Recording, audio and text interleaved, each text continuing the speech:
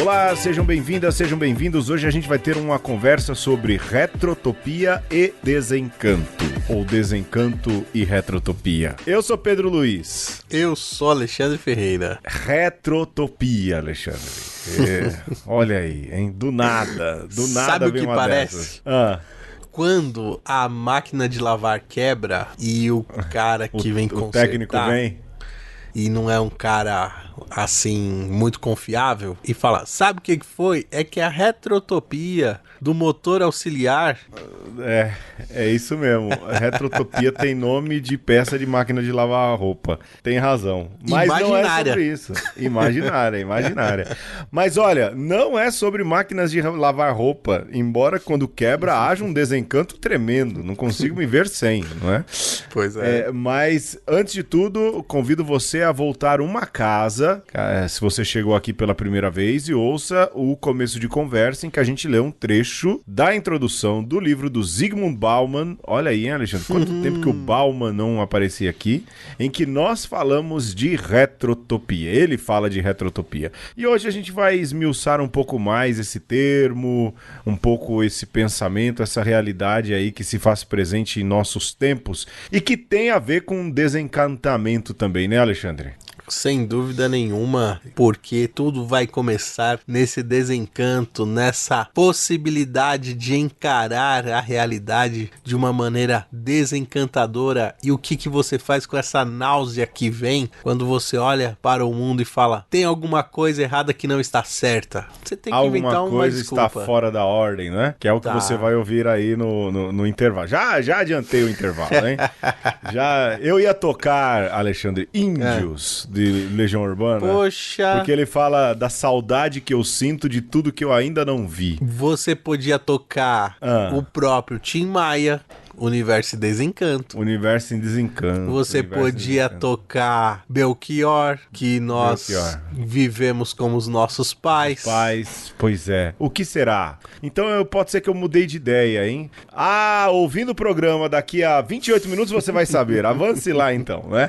Bom, pessoal, vamos falar então de retrotopia e desencanto. Alexandre, eu acho que quando fala de desencanto, de desencantamento, não dá pra não falar de Max Weber, primeiro de tudo, hein? Boa. Quando você me mandou aqui a pauta e falou de presente em desencanto, Weber tem esse termo do desencanto do mundo, não é? Pois. E chama muito a atenção porque esse termo, ele tem aí duas chaves de leitura, não é? Lembrando que Weber viveu aí o final do século XIX e o comecinho do século XX, né? E ele fala, então, nesse desencantamento, acho que é só a título de ilustração, viu, Alexandre? Sim.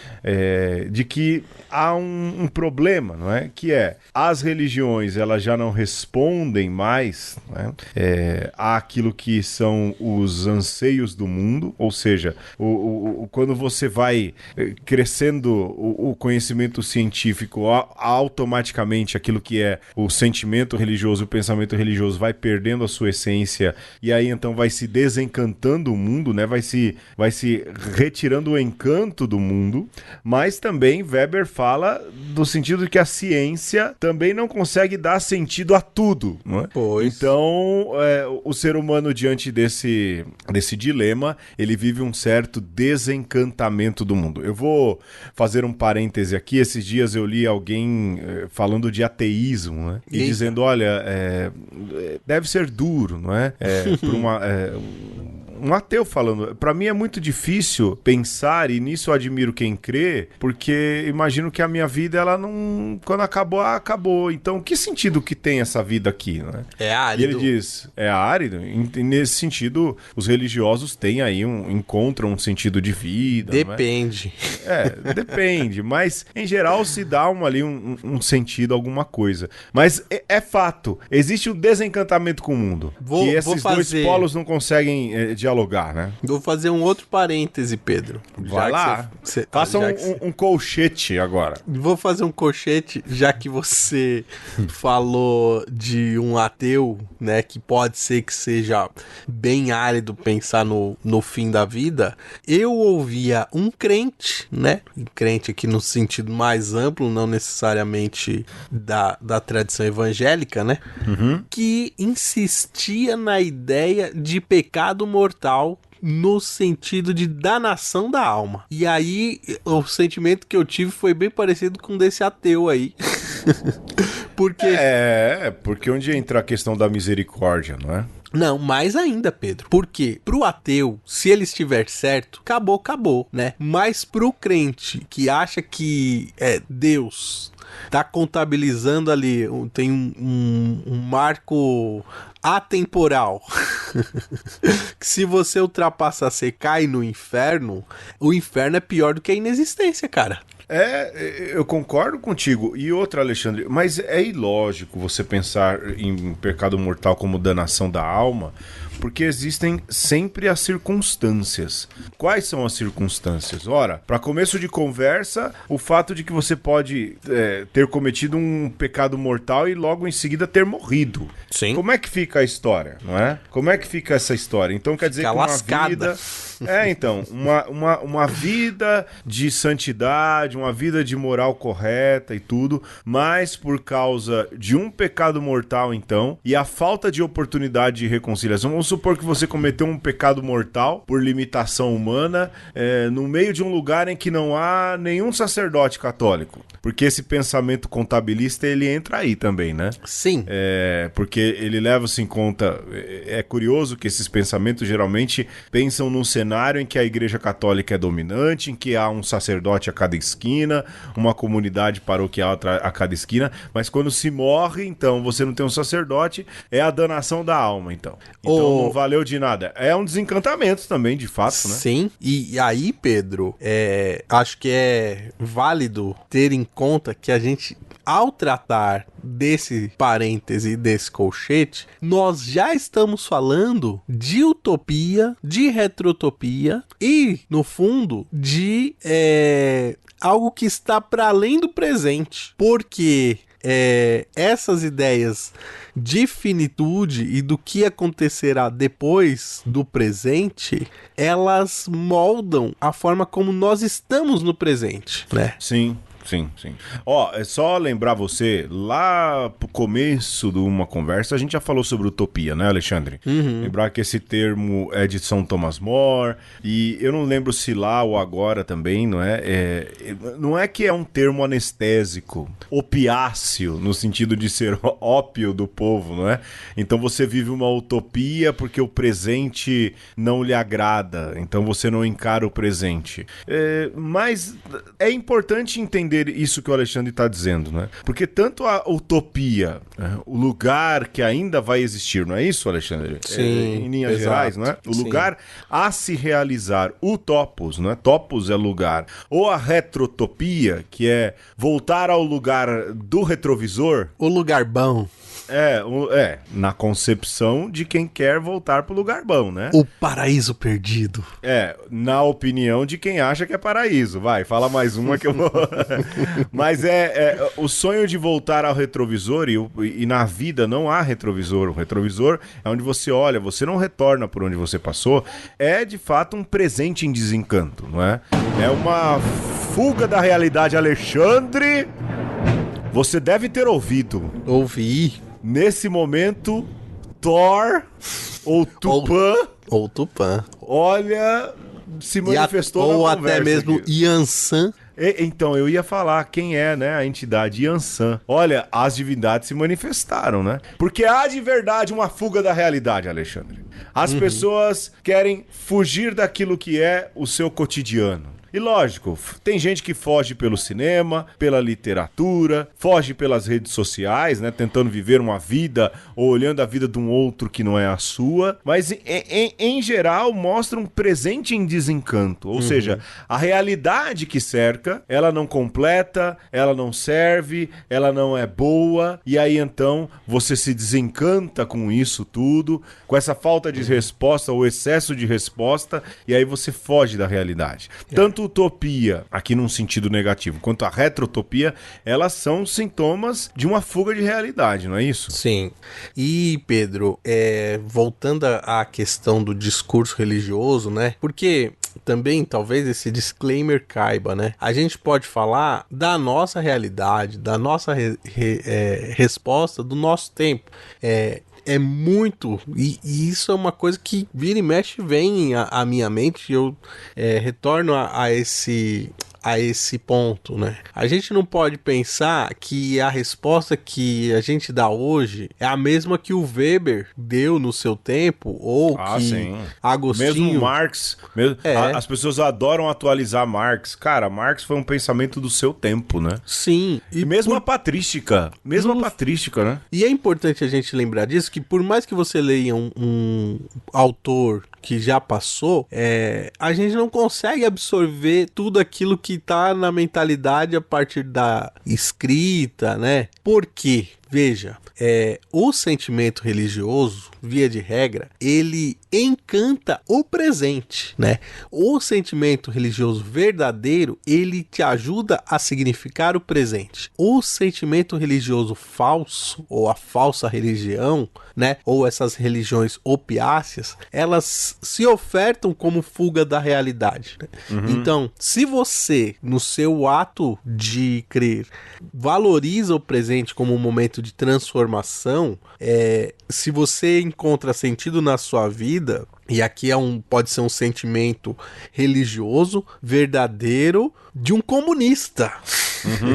Sim, né? sim. Se um comunista encontrou o sentido da sua vida na revolução e está fazendo a revolução no seu agora, então é religião verdadeira, né? No sentido de uma religião que colabora com o seu estado mental nessa sua busca de sentido da vida, né? Agora, o grande problema e o que a gente tem que combater é sempre as fugas de realidade, né? E aqui cabe o pastor que vende o terreno no céu, né? O padre que fala para você, se você cometer um pecado mortal, você vai pro inferno, ou ainda alguém que diz, olha, tem que acabar aí esse governo X ou Y, porque o bom vai ser quando acontecer desse tal jeito. Por exemplo, quando a família imperial voltar a reinar. Tem isso, tem a galera da retrotopia pira nos Orleans e Bragança, né, Alexandre? Isso é fato, né? Mas, vamos lá, a gente falou aqui, não é? Mesmo de Marx, mesmo de pensamentos da patrística, é sempre importante fazer essa leitura. São autores de um tempo, condicionados a um tempo, e por mais que tenham, e aqui eu digo, não é? Todo pensador, ele consegue, e ele tem o seu peso para frente, a gente não pode viver olhando para o retrovisor, não é? Querendo voltar a alguns tempos, porque a realidade, ela é para frente, não é? Mas a gente tem essa tendência, e isso é normal também para quem vive um certo saudosismo, né, Alexandre? A gente tem essa tendência de achar que antigamente é que era melhor, né? Justo. A gente falou isso um pouco também no Juventude Roupa Nova, abraço, Matheus, né? Mas a gente tem as pessoas têm essa tendência de dizer, a igreja dos anos 90 e dos anos 80 e dos anos 70 é que era comprometida. Boa. É que era comprometida, é que era boa, não é? Esses dias, conversando com o Martinho Wagner, ele falava, olha, de uma situação, ele falava, tá preso lá nos anos 80 e 70, não é? E tá mesmo, sabe? Às vezes é uma dificuldade de olhar pra frente. Mas é aquilo, o Alexandre colocou aqui na pauta, eu achei fabuloso, porque citou o melhor filme de todos os anos, né? Que é o Mad Max Estrada da Fúria, que pra trás é mais garantido do que pra frente, né? Claro, claro, né? Eu acho que aquela cena do Estrada da Fúria, ela é fabulosa, né? Porque os protagonistas estão ali num percurso e chega num determinado ponto que ou eles avançam para o deserto, que não se sabe o que vai encontrar, ou eles voltam para onde eles estavam. E, cara, aí tem metáfora para mais de metro, né? Tem. Mas é esse ponto, Pedro, da história pessoal e da nossa história coletiva, que a gente tem que encarar o nosso destino, né? E ali no Mad Max, pra trama andar, porque senão seria um filme mais do mesmo, então seria uma história bíblica, né? Os protagonistas falam, não, a gente tem que voltar pra frente, a gente não pode ir. Não é à toa que é o melhor filme desse ano também, né? Desde que ele foi lançado.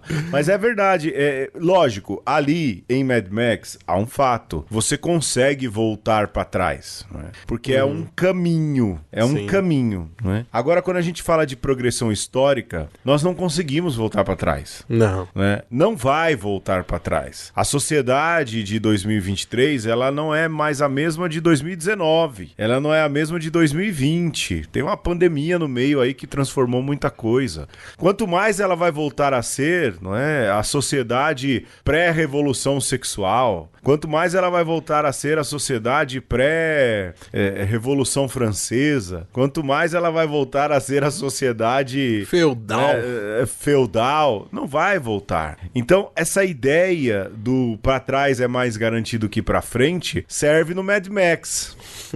Serve em obra de ficção. Justo. Serve se a gente tá dizendo de caminho, de topos real, né? De um lugar real. Mas naquilo que é a história, não dá pra fazer, né, Alexandre? Claro. E o problema da retrotopia está aí no fato de que as pessoas querem voltar a esse lugar, a essa realidade, a essa situação. E que, com o mínimo de inteligência, se percebe, não volta mais. Não volta mais. É uma outra... a história caminhou. O futuro é o imponderado, é inevitável. A gente não vai conseguir controlar todas as variáveis de modo a plasmar o futuro que a gente sonhou, né?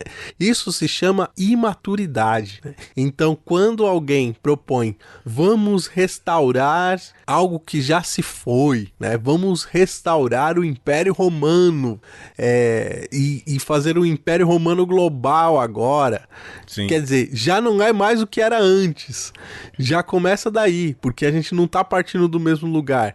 Então, é sempre uma imaturidade você achar que você vai conseguir fazer no futuro o que foi o passado, né? Agora, é um sentimento gostosinho, né, Pedro? Assim, poder reviver aquilo que já se foi. Porque... Sim, mas aí eu acho que isso vai mais na classe da nostalgia, né, Alexandre?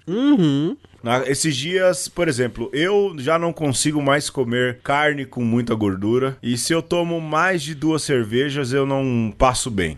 E aí eu lembrei do tempo em que eu poderia comer carne com gordura tranquilamente. Lembra daqueles churrascos no seminário? Sim. Hein? Que a gente comia o boi berrando, não é?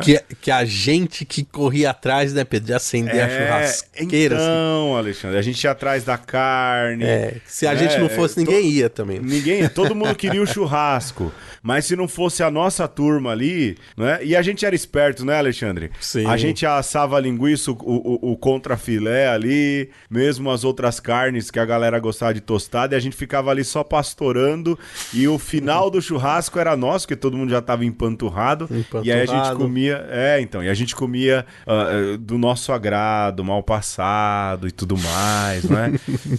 Eu não bebia cerveja na época, mas bebia cervejinha com mais calma, ou seja, havia o pós-churrasco, que era o nosso churrasco. Mas o que é? Eu lembrei desse tempo, eu falei, cara, aquele tempo eu comia carne gordurosa, feito um maluco. e não me dava nenhum desarranjo. Hoje em dia eu tenho que ficar tirando a gordura da picanha, né? Porque eu não consigo mais comer a gordura como antes. É coisa de velho, né? Faz eu bem. Sou um senhor, eu sou um senhor de idade, né? Seu corpo se tornou sábio. Também. Meu corpo e a minha vesícula biliar também. Exato. Mas isso que eu descrevi, que a gente reviveu aqui, eu e o Alexandre, brevemente, é um pouco uma nostalgia, né? Porque esse tempo não vai voltar. E graças a Deus não vai voltar também, né? Porque então. esse era um momento luminoso, gostoso, dentro de uma realidade que era uma instituição total. Sim, né? A gente vivia uma instituição fuga total. De realidade também. Era uma fuga de realidade dentro de um presente que nos condicionava, não é? O seminário, como um quartel, ele pode ser considerado aí uma instituição total, né? Em que a gente era muito confinado. Esse é um exemplo disso. De nostalgia, para nós é nostálgico, mas é ruim quando alguém vive preso nesse passado. Você que o ama o passado e que não vê que o novo, que não é o partido, sempre vem, não é? O novo então, sempre vem, né, Alexandre? Então, porque, Pedro, se você vive a nostalgia no campo simbólico, né, a música que você que marca a sua história de amor, né, cantada por aquele cantor que parou de cantar, mas ele vai fazer um show ali de revival, e aí você cria um ambiente e leva a pessoa amada no show, né? Ou bota pra tocar naquele jantar romântico que você preparou, emulando o primeiro encontro, tá no campo do simbólico e ele pode servir para reacender uma chama, para manter uma chama acesa. Agora, quando você absolutiza essa nostalgia, você tira ela do campo do simbólico e a transforma num norte que você tem que seguir, como se fosse a finalidade da sua vida, né? Então, pra gente ficar nesse campo do primeiro encontro, do amor da vida, então todo dia você tem que colocar aquela música, porque se não colocar aquela música, o amor vai acabar, ou se vai ter o show do cantor, e se você não for, então quer dizer, você tirou a coisa do campo simbólico, nesse sentido de juntar os significados, e colocou num campo quase doentio, quase de obsessão, né, de transtorno. Então é preciso a gente perceber, né, e sobretudo no campo político, no campo eclesial, quando as pessoas estão oferecendo pra gente não um símbolo, mas uma doença. Sim, sem dúvidas.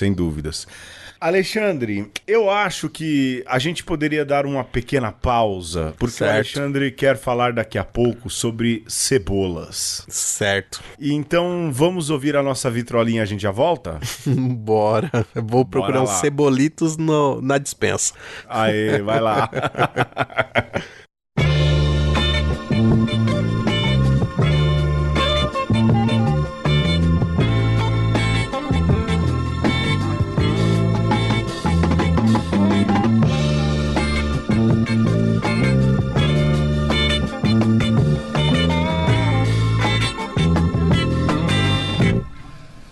Ela partiu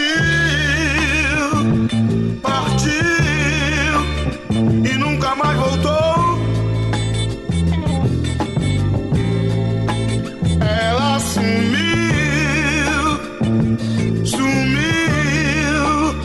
e nunca mais voltou. Ela partiu e nunca mais voltou.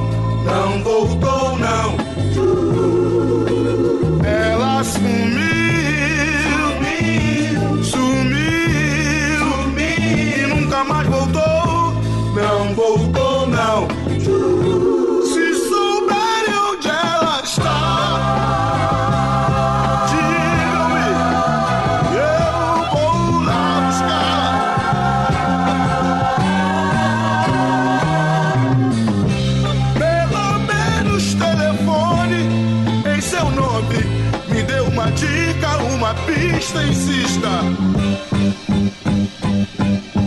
Hey, yeah, yeah, yeah. Nunca mais voltou, não voltou não. Ela sumiu, sumiu, e nunca mais voltou, não voltou não. Ela sumiu, sumiu, sumiu, e nunca mais voltou, não voltou não. Ela partiu, partiu, partiu, partiu, e nunca mais voltou, não voltou não.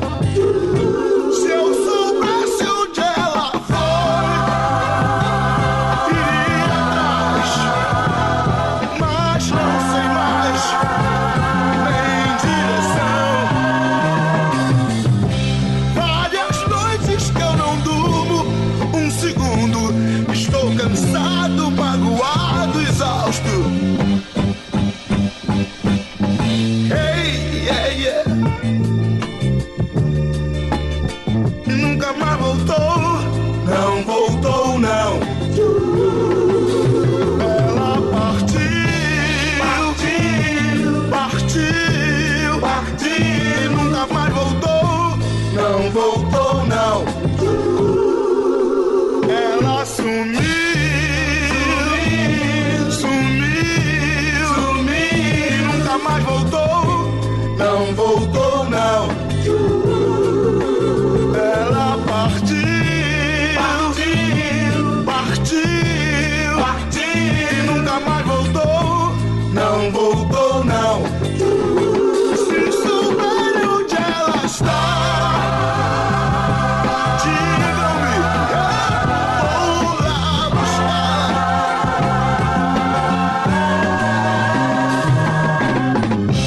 Pelo menos telefone em seu nome, me dê uma dica, uma pista, insista. Hey, yeah, yeah. Nunca mais voltou.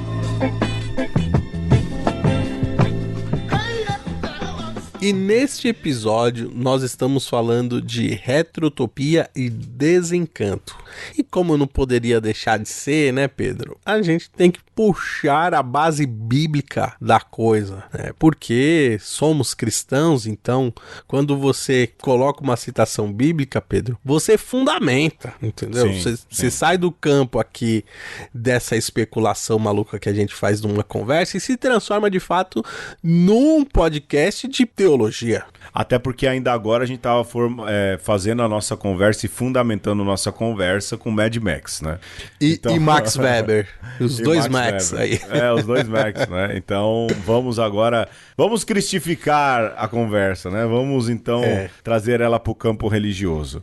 Alexandre, cebolas, Alexandre. Cebolas. O que isso tudo tem a ver com cebolas, Alexandre? Você evocou as cebolas e eu tenho que citar então Êxodo 16:3, né? E Pedro, olha, eu vou oferecer esse exercício aqui de pegar o fenômeno da leitura de Êxodo 16:3. Então, se você for agora na sua Bíblia ou acessar uma Bíblia pelo seu celular e pegar Êxodo 16:3, é bem capaz que você vai fazer um exercício de retrotopia. Por quê?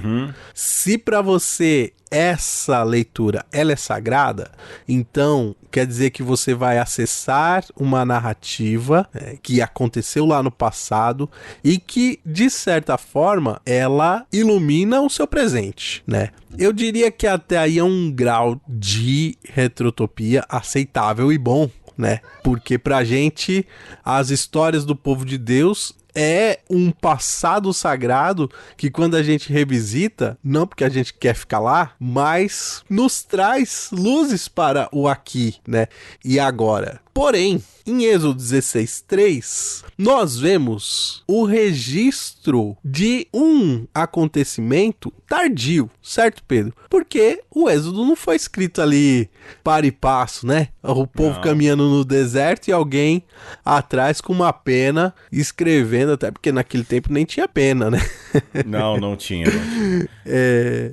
Então, veja, você tá lendo uma história do passado que foi escrita num tempo muito tardio, quando alguém tava lembrando daquela história. Então é uma segunda retrotopia, né? O registro por si é a lembrança do que aconteceu naquele tempo, naquele dia, quando Moisés, já tendo caminhado um tempo com a galera, no deserto rumo à terra prometida, foi questionado.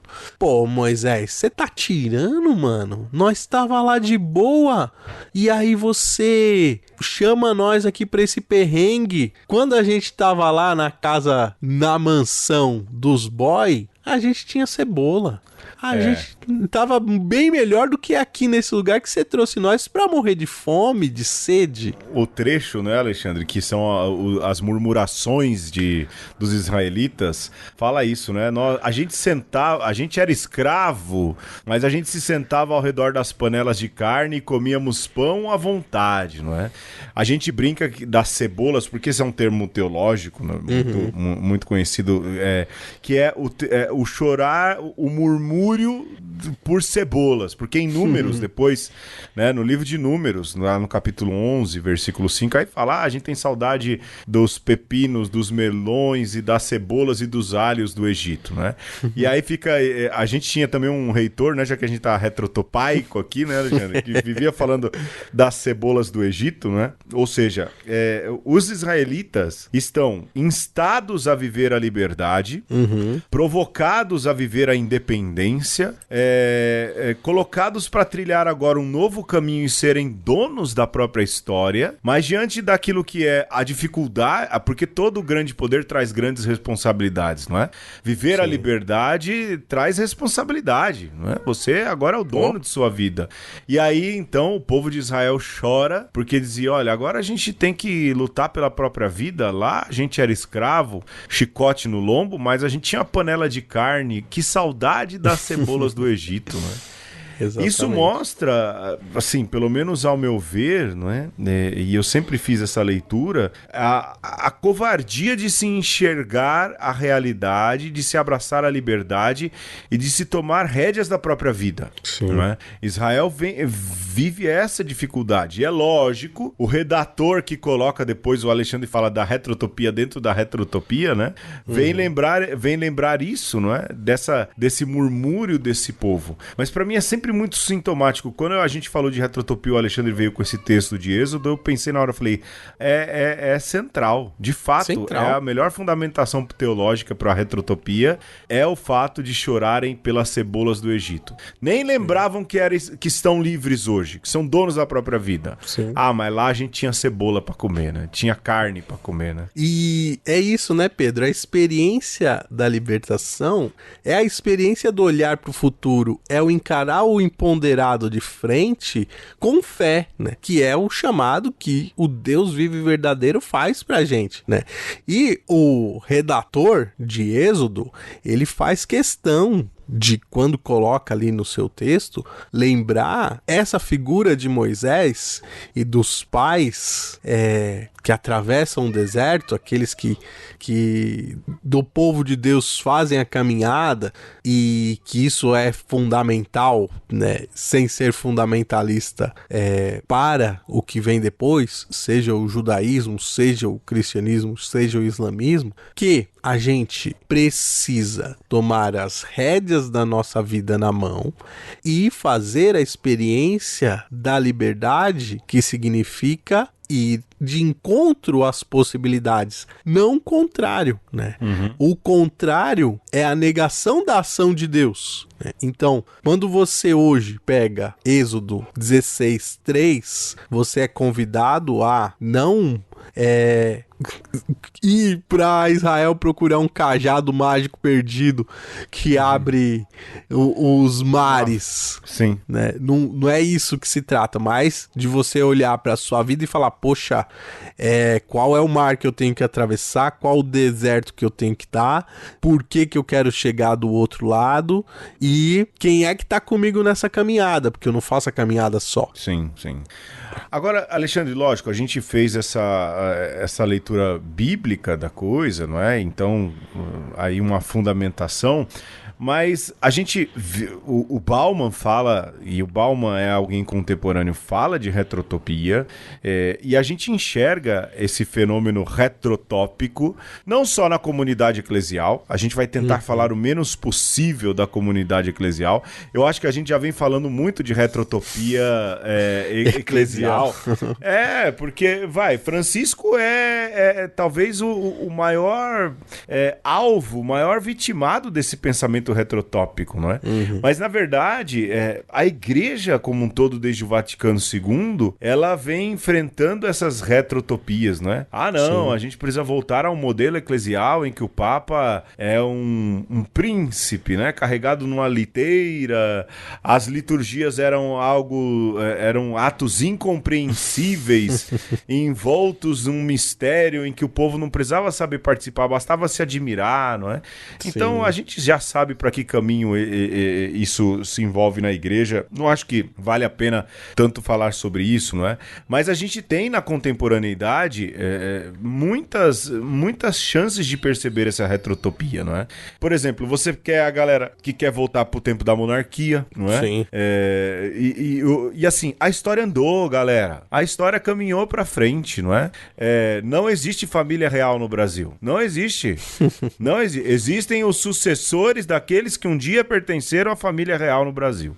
Os descendentes, não é? Mas não existe. Sucessor é até a palavra errada, não é? Mas não existe, não é? Mas tem aqueles que são saudosos, por exemplo, da ditadura militar, né? E que, na verdade, Alexandre, eu tenho pra mim que essa retrotopia e esse saudosismo, ela tem a ver também com uma nostalgia de um tempo em que, se você era jovem, podia comer carne com gordura, por exemplo. Entendeu? Uma imaturidade, né? Eu acho, né? Ou seja, o que não falta hoje em dia são essas chaves hermenêuticas pra gente entender essas retrotopias contemporâneas, né? Sim. Que, na verdade, são medos do presente de encarar um mundo que é diverso e que sempre foi diverso, mas que agora resolveu assumir a sua diversidade. Sim. Não sei se você concorda com isso, Alexandre. É assumir a sua diversidade e a sua complexidade. Quer ver outra chave hermenêutica do retrotópico de plantão, Pedro? A tal da família doriana, né? Do modelo legítimo de família, que é uma balela sem fim, porque quando você olha para a sua própria árvore genealógica, você não consegue chegar nem até o bisavô, com todo mundo ali, com os 8, sabe? Sim. Porque a gente esquece até disso, Pedro, que a gente tem 4 bisavós e tem 4 bisavôs, sabe? Mas qual que era a história dessas 8 pessoas aí? Era todo mundo assim, certinho mesmo, né? Será que o seu avô era mesmo filho do seu bisavô? Será que seu bisavô era o Santão? O Santão. Não tinha dado uma pulada a cerca ali. Eu tô jogando pra trás pra gente não mexer nas feridas recentes, entendeu? Ô Alexandre, você sabe o que eu acho engraçado? É uma história que se repete com quase todo brasileiro. Mas a minha bisavó era índia, ela foi pega no laço. Você deve conhecer aí um tanto de gente que viveu essa realidade. Sim. Na minha família... Já falou essa narrativa. Já falou, eu já ouvi. E é essa mesma galera que quer defender esse modelo de família tradicional, ou seja, não, mas a minha família nasceu de um estupro, de uma violência, de um sequestro, mas eu quero um modelo tradicional de família. Vai andar por aí, não é? Vai andar por aí, o que tem de vó criando neto, não é? Pelo amor de Deus, cara. Então, pega essa... Mais ainda, Alexandre, o que tem de pai que trabalha feito um doido, uma doida, não é? Por exemplo, e aqui, nada contra, cada um tenha quantos filhos você quiser, não é? Mas numa família, enquanto aumenta-se exponencialmente o número de filhos, esteja certo que ou a pessoa é muito rica ou uma das partes estará ausente trabalhando para sustentar todo mundo. E outra parte estará relegada aí a parideira ou paridor, né? A um cuidado que talvez é um condicionamento que não cabe mais nos dias de hoje, né? Sim, entendeu? De novo, repito, tenham quantos filhos acharem melhor, não é? Há toda uma discussão. Não é essa a crítica, não é? Mas, e cada um vive a sua configuração familiar, lógico, não é? Mas, em geral, esses que têm aí uma super prole, no mundo de hoje, eu falo né? O Alexandre também, nós trabalhadores, a gente não tem rico que ouve esse podcast, não é? Certamente, uma família de uma prole numerosa, ou a pessoa é muito rica e consegue ser um pai ou uma mãe presente, ou ele é um pai que se mata de trabalhar, ou uma mãe que se mata de trabalhar e que não vai ser um pai ou uma mãe presente. Então, de que adianta ter esse modelo de família doriana? Se a criança é prejudicada em quase o tempo inteiro. Se um pai e uma mãe... Fala aí, Alexandre, vocês a correria que é, não é? Rapaz. Com uma menina só, não é? Então, assim, de fato, essa retrotopia dessa família doriana, primeiro, ela nunca existiu, não é? Ela nunca existiu. A gente tem que garantir, sim, que as famílias tenham os seus direitos, todos preservados e tudo, mas se vende uma imagem que na aplicabilidade ela não existe. Ela não se aplica, né? Você tem que pegar essa chave hermenêutica e procurar aí qual que é a fechadura que ela encaixa, né? Porque na realidade ela não vai encaixar. Esses dias, Pedro, eu peguei uma discussão que tinha uma galera falando sobre o projeto de educação da Era Vargas, porque a LDB de 71, ela... coloca ali que você pode seguir itinerários diferentes de acordo com o seu projeto de vida, entendeu? Você podia ir para um lado mais técnico, ou poderia ir já para uma iniciação científica se você queria fazer uma faculdade, ou você poderia ir para o magistério se você queria dar aula para os pequenos, né? E a galera defendendo ali, né, veementemente, poxa vida, porque eu vi numa reportagem que se o Brasil fomentar o ensino técnico, o PIB vai subir 3,2%. Uma reportagem da Folha, a pessoa citava. Da Folha. Aí eu pensava, né, só comigo. Aqui. E colocava para as pessoas, né? Tá, mas e se a pessoa quiser ser artista? Como é que faz? Qual que é o itinerário aí? Se a pessoa quiser ser um empreendedor, né? Se bem que para ser empreendedor, certamente os caras criariam um modelo aí, sim, né? Sim. Sobretudo pra você abrir um MEI. Você abrir um MEI e precarizar o seu trabalho. E vender a sua força de trabalho a um dono de meios de produção. Mas se você quiser, de fato, fazer alguma coisa criativa que te dê lucro e que bata de frente com os donos do capital, certamente esse itinerário não vai estar presente. E aí gera esse mal-estar, né? Porque é isso. Poxa vida, na era Vargas que era bom, que o Brasil estava crescendo, né? 50 anos em 5. Era Vargas, bicho. Olha, sabe o que eu acho engraçado?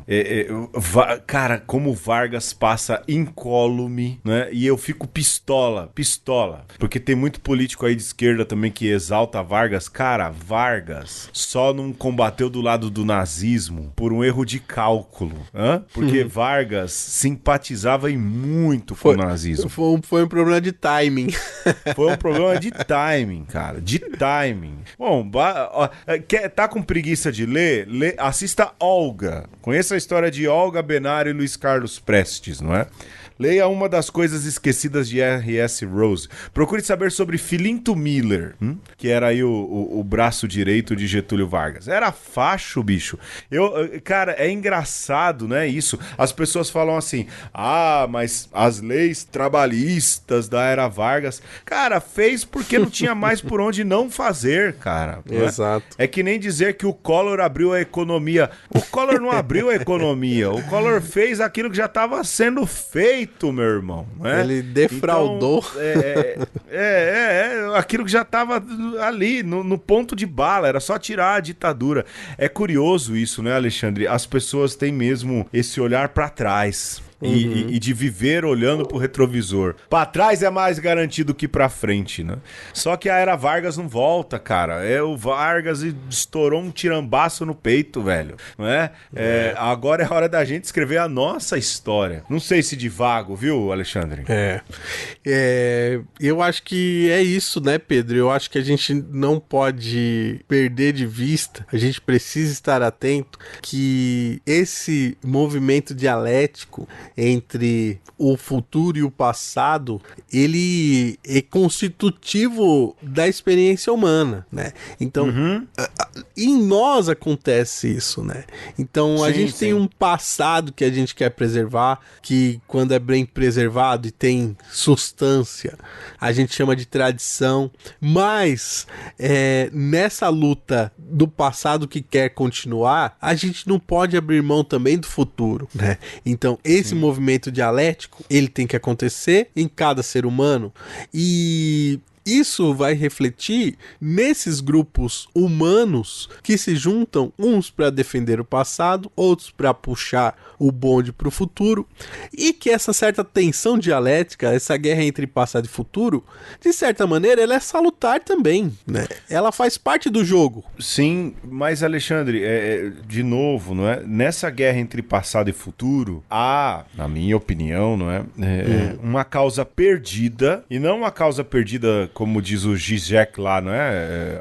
Amor pelas causas perdidas, não é? Ou seja, para aquilo que... Mas o passado é uma causa perdida. Sim. É perdida porque é passada. Exato. Mas o futuro ainda é uma causa a ser ganha. Não é? O futuro é algo que pode ser construído ainda, não é? É lógico que para você construir o futuro, você tem que ter um presente adequado, não é?